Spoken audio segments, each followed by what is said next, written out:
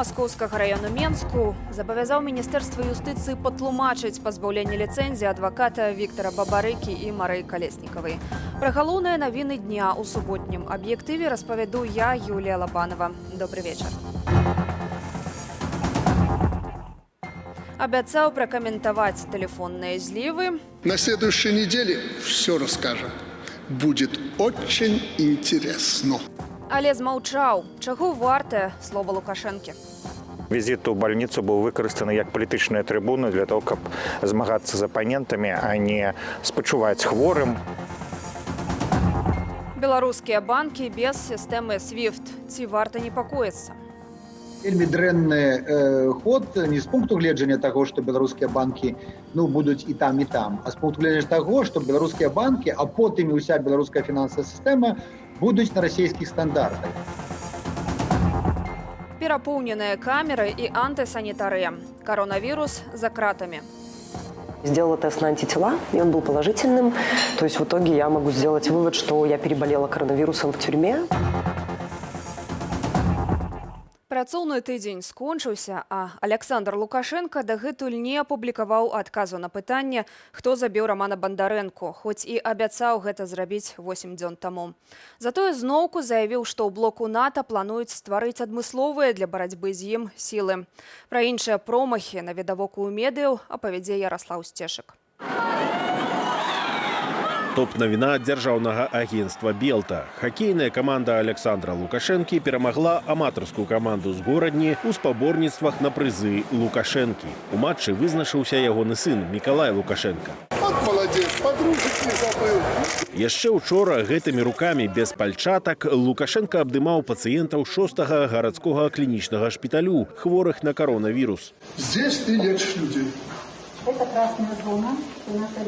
То есть Лукашенко хадзіў у чырвоную зону без абарончага экрану, вітаўся з лекарамі за руку, гладзіў хворых рукамі без пальчатак, а потым наведаў цэнтр пералівання крыві і сабраў медычны калектыў у аўдыторыю. Для него не существует ковида, поэтому можно. А если это постановочные люди, туда можно было вообще без ничего заходить. Это все для камеры работа, поэтому естественно. Поэтому я думаю, что это все просто сделано искусственно. З 12 апытаных Белсатам Менчукоў дзеянне ў Лукашэнкі ў шпіталі не ўхваліў ніхто. Але тэлеграм-канал прэс-службы Лукашэнкі, які вядзе Наталля Эйсман, на крытыку грамадзянаў у інтэрнэце адрэагаваў больш чым неэстэтычна. Сидеть ж***й на диване и глумиться над Лукашенко все же проще, чем оторвать задницу и думать головой. Прэс-служба Лукашэнкі падкрэслівае, што ён мог так рабіць, бо раней перахварэў на коронавірус. Галоўная памылка Лукашэнкі ў тым, што ён не наведваў шпіталі ў першую хвалю коронавіруса, мяркуе медыйны эксперт. Увесну мы чулі, што коронавірус гэта перабольшаныя праблемы, это больш псіхоз, то зараз гэта падобна на тое, што ўспрымаецца як праблема, але пры гэтым візіт у больніцу быў выкарыстаны як палітычная трибуна для того, каб змагацца з апанентамі. Сапраўды, Лукашенко заявіў медыкам, што мае доказы ад спецслужбаў, як дзяржавы з захаду разам з Украінаю выкарыстоўваюць ягоных праціўнікаў, каб падрыхтаваць у Беларусі дзяржаўны пераварот. І назваў сваю суперніцу на выбарах Святлану Ціхановскую, цытата, «лахушкай». На западных границах Беларуси ляскают гусеницы танков. Таксама Лукашенко заявіў медыкам, што іхны калега-анестэзіёлаг Артём Сарокін сядзіць у следчым ізалятары, бо нібыта сфальсіфікаваў дакументы пра смерць Романа Бандарэнкі. Гэты жыхар Менску загінуў пасля збіцця і выкрадання яго ў аддзел міліцыі людзьмі ў масках, сярод якіх потым апазналі трэнера рукапашнага бою спецназаўцаў, былога чэмпіёна ў тайскім боксе Дмітрыя Шакуту, а таксама старшыню Федэрацыі хакею Дмітрія Баскова. Больш за тыдзень таму Лукашенко абяцаў адказаць на зліў тэлефонных размоваў між Баскавым і Шакутам на тэму смерці Бандарэнкі, ды размоваў Баскава з прэс-сакратаркаю Лукашэнкі Наталляю Эйсман. Баскаў і Эйсман арганізоўвалі зрыванне пратэставай сімволікі ў дварах, падчас якога загінуў Роман Бандарэнка. Не время. Потерпите немножко. На следующей неделе все расскажем. будет очень интересно. Сённяшнія заявы Лукашэнкі ніяк не пераключаюць грамадскую увагу ад справы смерці Рамана Бандарэнкі, мяркуе Паўлюк Быкоўскі. Можам зараз засведчыць, што людзі, якія крытыкуюць уладу, даволі актыўна выказваюцца, хаця, у прынцыпе, за гэта штосьці можа ім і быць нават. А з другого боку, не вельмі модна падтрымліваць уладу, і гэта робяць адзінкі. Эксперт назірае, што цяпер грамадства ўспрымае стыль праціўнікаў Лукашэнкі як стыль большасці. Ярослаў Сцешык, Белсат. У інтэрнэце з'явіліся новыя пацверджанні жорсткага абыходжання сілавікоў з удзельнікамі мірных пратэстаў. Відэа затрыманняў і пакавання мужчын у аўтазак, а таксама разгону калоны святлошумавымі гранатамі апублікавала ініцыятыва «Байпол». Яна аб'ядноўвае праваахоўнікаў, якія адмовіліся выконваць злачынныя загады. Усе матэрыялы знятыя на нагрудныя камеры сілавікоў.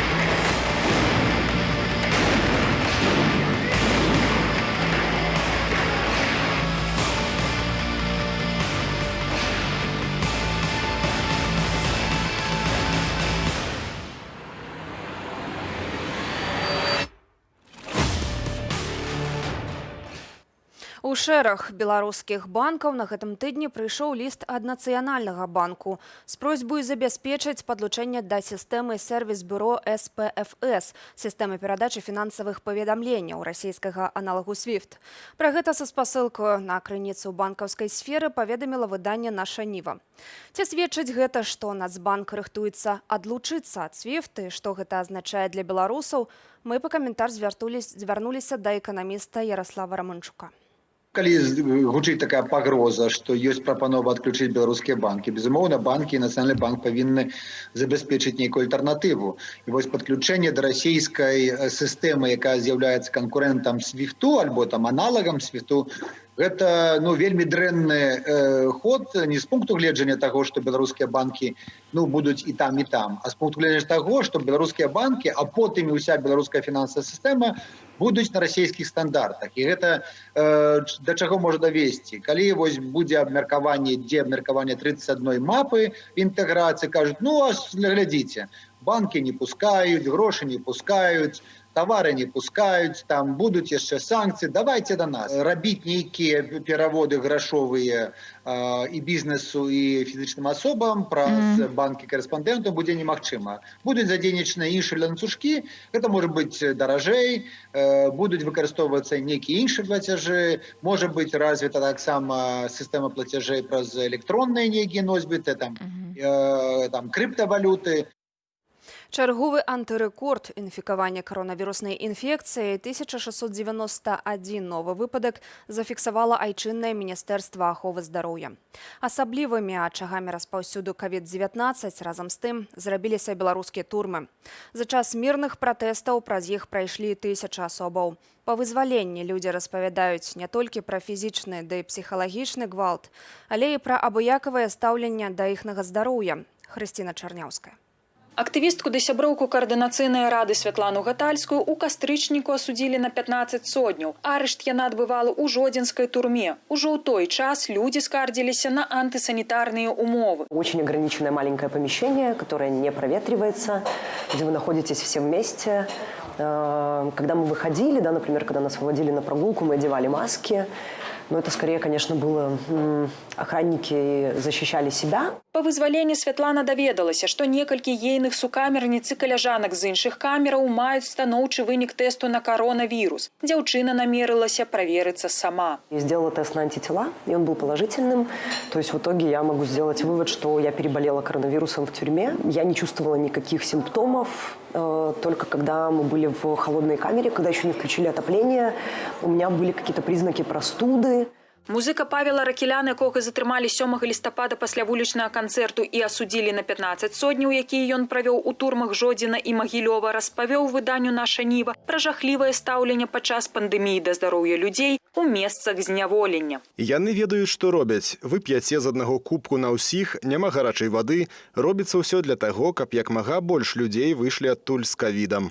З сімптомамі каранавіруснага захворвання з баранавіцкага СІЗА пасля 15 сотняў выйшаў наш калега Артём Лява. Цяпер ён застаецца ў самаізаляцыі ды чакае вынікаў тэсту. Калі ўжо знікаюць у людзей рэзка пах, то кажаш этому врачу, вось канкрэтны сімптом, зрабіце што-небудзь. Ён кажа, у нас усе кашляюць.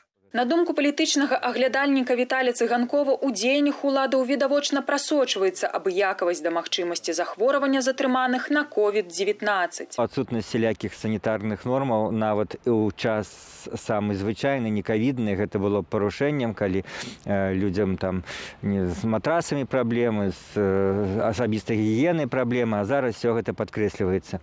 Так што улада сапраўды, як бы кажа, вот раз ужо патрапілі, то вельмі вялікая верагоднасць, што вы захварэеце, так вам і трэба. Медыкі сцвярджаюць, што ва ўмовах зняволення немагчыма засцерагчыся ад захворванняў, бо не выконваюцца нават элементарныя правілы ў часе пандэміі. Каб сітуацыя ў турмах змянілася, туды павінны атрымаць доступ медычныя работнікі і эпідэміёлагі. Але ў сённяшніх палітычных умовах Беларусі гэта наўрад ці магчыма.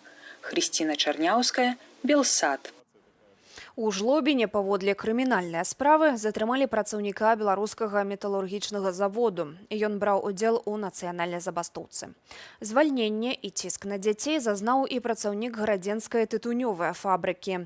Па чарзе дзяржава цісне амаль на кожнага, хто далучыўся да стачкі. Надзея Бельская падрабязней.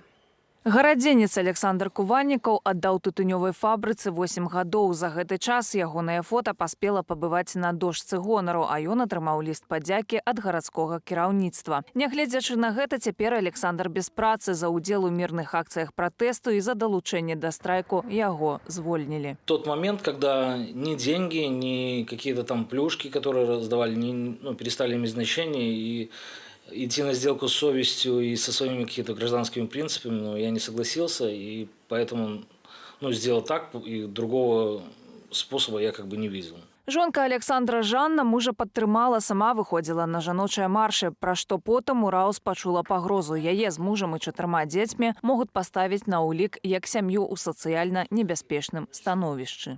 Я выходила на улицу, потому что я не согласна с тем, что происходит и как обращаются с мирными демонстрантами.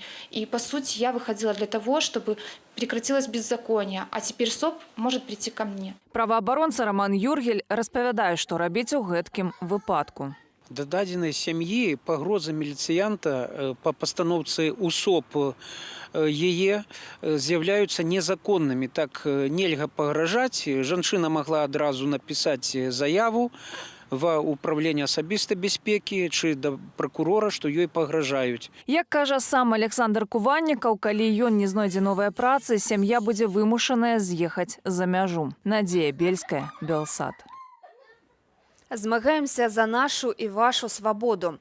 Польскія пісьменнікі адгукнуліся на адкрыты ліст беларускіх літаратараў і выказаліся супраць гвалту ў Беларусі. Сярод паўсотні падпісантаў нобелеўская лаўрэатка Вольга Такарчук. Сёння ж на знак беларуска-польскай салідарнасці ў Варшаве ў каралеўскіх лазенках пасадзілі дуб і на здзейсненне мараў завязалі на ім белыя і чырвоныя стужкі.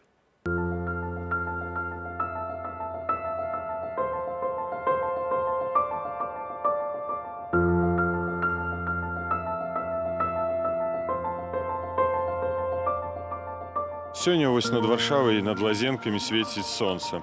І тое, што тут пасаджаны дуб з Беларусі, яднанне вось гэтага сонейка, дуба, дрэва вечнасці, які будзе расці праз стагоддзі, яна дае веру ў тое, што Беларусь сапраўды мае добрую будучыню. І гэта будучыня, яна наступіць безумоўна і вельмі хутка.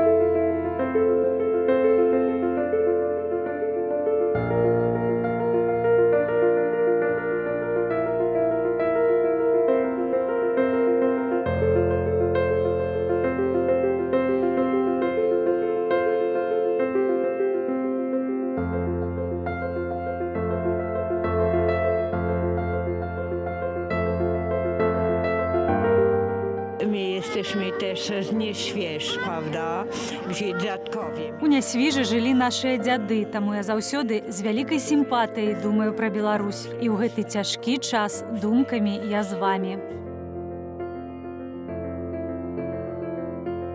Кожны беларус у Варшаве, які будзе праязджаць тут ці жыць тут, будзе мець нешта сваё. Яшчэ новы пункт у польскай сталіцы. І у такім месцы у каралеўскія лазенкі важны не толькі для Польшчы, а таксама і для Беларусі.